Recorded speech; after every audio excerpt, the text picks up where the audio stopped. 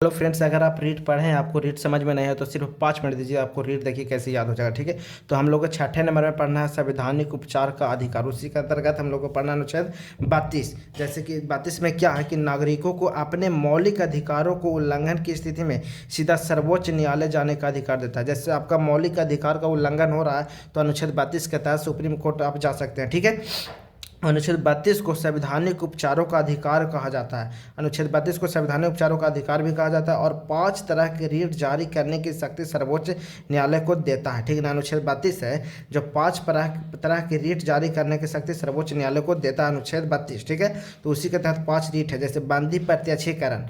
ये बंदी प्रत्यक्षीकरण का मतलब क्या है कि अवैध हिरासत से रिहाई। ठीक है ना, अवैध हिरासत से रिहाई, शरीर को प्रस्तुत किया जाए। उद्देश्य इसका क्या है, किसी भी व्यक्ति को अवैध या अनुचित तरीके से हिरासत में रखने से रोकना। ठीक ना, जैसे कि आपको पुलिस गिरफ्तार किया और गिरफ्तार करके थाना में ही रखा हुआ है, 24 घंटा के अंदर उसको अदालत में पेश करना होता है। आपको अदालत में पेश कर ही नहीं रहा, थाने में ही आपको टॉर्चर कर रहा है, अदालत में नहीं ले जा रहा है। ठीक, तो उसके लिए आप दायर कर सकते हैं हैबेस कॉर्पस, बंदी प्रत्यक्षीकरण, और यह रीट फिर वहाँ से सुप्रीम कोर्ट जारी करेगा आपको पेश कराने के लिए। ठीक है, तो यह बंदी प्रत्यक्षीकरण इस प्रकार से हम लोग समझते हैं। ठीक है, दूसरे नंबर में पढ़ना है परमादेश।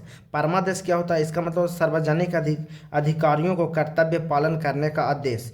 जैसे इसका मतलब होता है हम आदेश देते हैं, जैसे कि मतलब इसका कहने वाला पब्लिक सर्वेंट, जैसे सरकारी अधिकारी हैं जो उसका काम दिया गया है, अगर वो काम ना करे तो उसके लिए परमादेश जारी करता है कौन, सुप्रीम कोर्ट। परमादेश जारी करता है सुप्रीम कोर्ट, उसी को परमादेश कहते हैं। इसका मतलब हम आदेश देते हैं। अगर सरकारी अधिकारी अपने कार्यों को ना करें तो उसके लिए परमादेश जारी किया जाता है। जैसे कि आप पुलिस थाना गए, आप FIR करवाने गए तो FIR नहीं लिख रहा है तो उसके लिए आप ये दायर कर सकते हैं परमादेश। ठीक ना।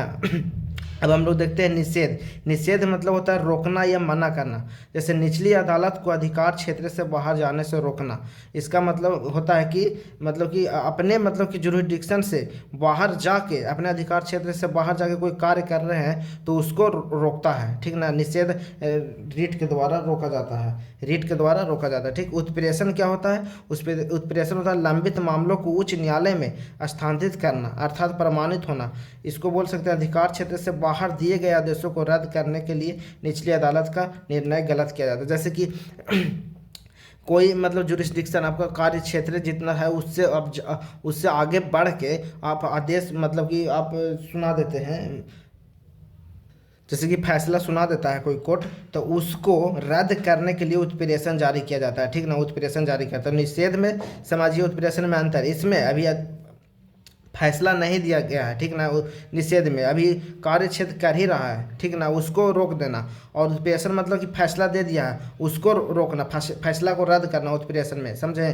और अधिकार परीक्षा क्या है, इसको को ब्रांटो बोलते हैं। अधिकार, इसका मतलब होता है अधिकार, यह किसी व्यक्ति द्वारा अवैध रूप से धारण किए गए सार्वजनिक पद की वैधता की जाँच करने के लिए जारी किया जाता है। जैसे कि कोई टीटी है या कोई वकील है, वो है ही नहीं वकील वास्तव में, वो खाली उस पद पे है, कि बैठा हुआ है उस पद पे, कि गैर तरीके से बैठा हुआ है, तो उसके लिए अधिकार परीक्षा जारी किया जाता है, जिसको बोलते हैं हम लोग को बरांटो जारी करते हैं उसके जांच के लिए कि सच में इसका अपने पद पर सच में बैठा हुआ है या नहीं, गैर तरीके से बैठा हुआ, उसके लिए अधिकार परीक्षा जारी किया जाता है। तो अनुच्छेद 32 को डॉक्टर BR अम्बेडकर ने संविधान की हृदय और आत्मा कहा था। ठीक है, अनुच्छेद 33 में क्या कहता है, अनुच्छेद 33 की राष्ट्रीय सुरक्षा के हित में संसद, सेना, मीडिया तथा गुप्तचर के मूल अधिकारों को सीमित कर सकता है। ठीक है, अनुच्छेद 33 में कहता है कि राष्ट्रीय सुरक्षा के हित में सेना, मीडिया तथा गुप्तचर के मूल अधिकारों को सीमित कर सकता है। अनुच्छेद 34 क्या कहता है, भारत के किसी भी क्षेत्र में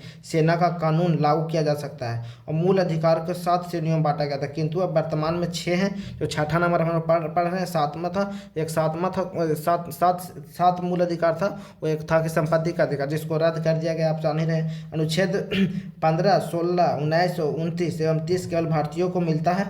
और अनुच्छेद 14, 19 और 21 गोल्डन ट्रायंगल आर्टिकल कहते हैं। इन तीनों को गोल्डन ट्रायंगल आर्टिकल को बहुत इंपॉर्टेंट याद कर लिए। मूल अधिकार का रक्षक सुप्रीम कोर्ट अनुच्छेद 32 के तहत और हाई कोर्ट 26 के तहत करता है। ठीक ना, तो आज यह वीडियो को समाप्त करते हैं।